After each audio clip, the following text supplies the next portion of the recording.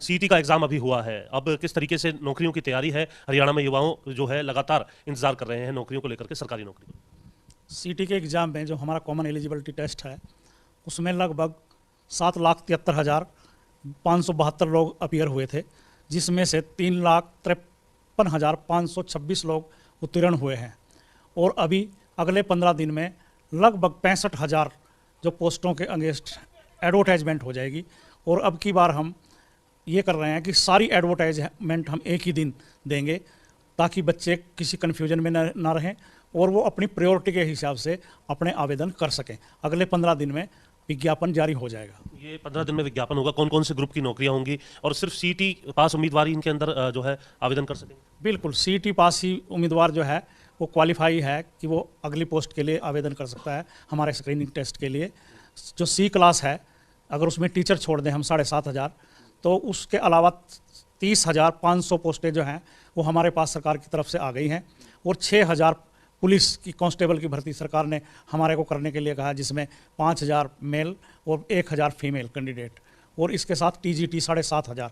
अगर इन सब का टोटल करें लगभग 42,000 से ऊपर सी क्लास के लिए, और डी क्लास के लिए लगभग 20,000 आवेदन के लिए हम अप्लाई कराएंगे बच्चों से अभी। और पहले चरण में लगभग 14,000 के लिए अप्लाई करेंगे डी में, क्योंकि डी का अभी सीईटी होना है और वो प्रस्तावित है 4-5 मार्च और 10 और 11 मार्च को। कितने लोग सर उसके अंदर आवेदन कर चुके हैं डी क्लास के लिए, ग्रुप के लिए अगर हम बात करें?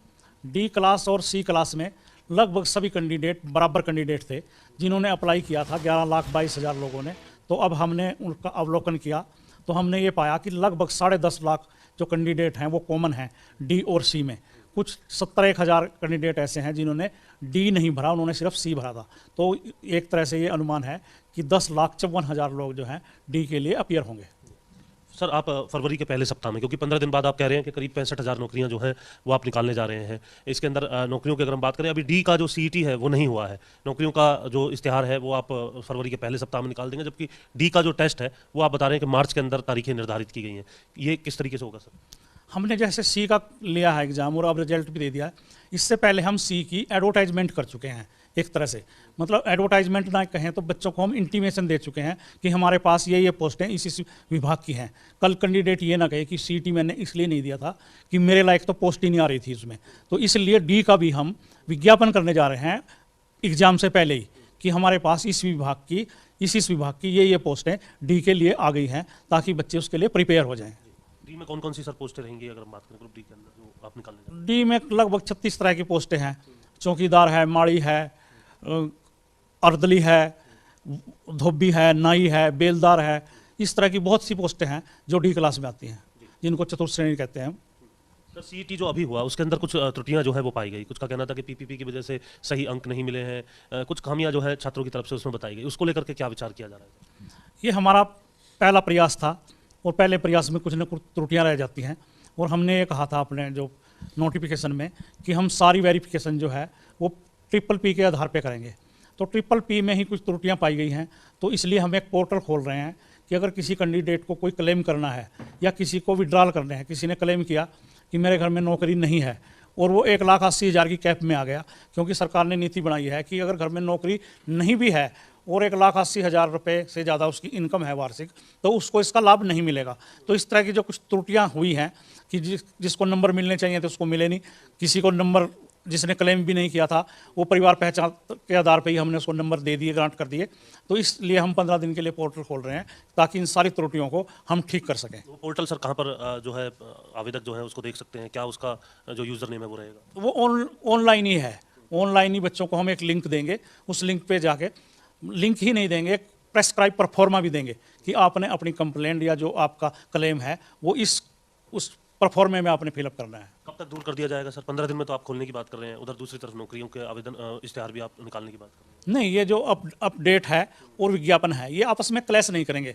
हम विज्ञापन भी और ये अपडेट भी पैरेलल चलाते रहेंगे। ये नहीं हम इंतजार करेंगे कि पहले हम अपडेट कर लें उसके बाद हम विज्ञापन निकालें, ये दोनों चीज़ें साथ साथ चलेगी। आवेदन के लिए सर कितना टाइम रहेगा? जो नौकरियों का इश्तिहार निकल रहा है कितने समय तक आवेदन जो है वो किया जा सकेगा?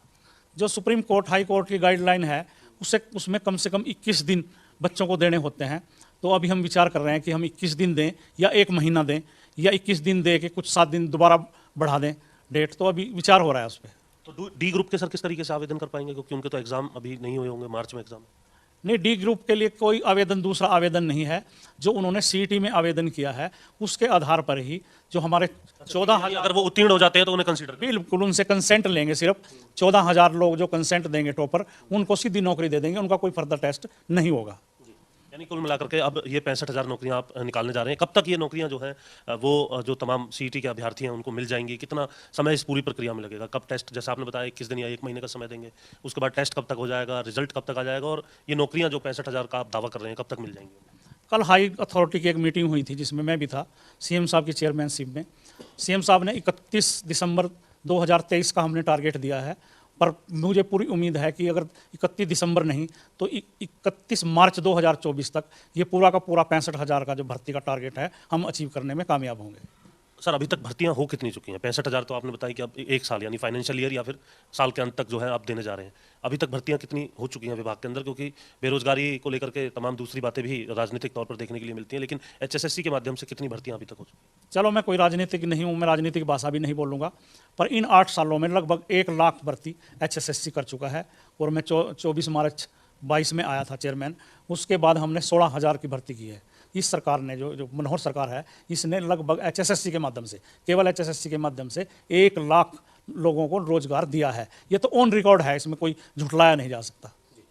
सर दूसरा सीईटी कब होगा? क्योंकि अब इसके बाद जो तमाम अभ्यर्थी हैं उन्हें इंतजार रहेगा कि ये सीईटी अगर दे दिया होता तो 65,000 जो नौकरी हैं उनके अंदर उनका भी जो नाम है वो हो सकता था। तो सीईटी को लेकर के अब आगे क्या प्लानिंग रहेगी? मार्च में तो आपने बताया कि डी ग्रुप के लिए आप कराने जा रहे हैं। डी ग्रुप के लिए मार्च में है, और जो सी के लिए है वो 2022 का तो हो चुका है, जो 2023 का है अक्टूबर और नवंबर में होगा, ताकि उस टाइम तक जितने भी बच्चे +2 में हैं या बीए कर रहे हैं वो क्वालिफाई हो जाएं।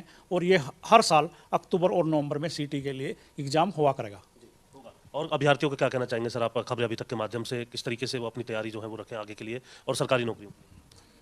मैं आपके माध्यम से जो उम्मीदवार हैं, हमारे कैंडिडेट हैं, उनके लिए मेरी शुभकामनाएं हैं, और वो अपने अगले एग्ज़ाम की पूरी तैयारी करें। विज्ञापन होने वाला है, विज्ञापन के 1-1.5 महीने बाद एग्ज़ाम होगा, और अब की बार जो एग्ज़ाम होगा उसकी जो जॉब है, जॉब आधारित क्वेश्चन उससे ज़्यादा पूछे जाएंगे। लगभग 70% क्वेश्चन जो हैं जॉब आधारित पूछे जाएंगे।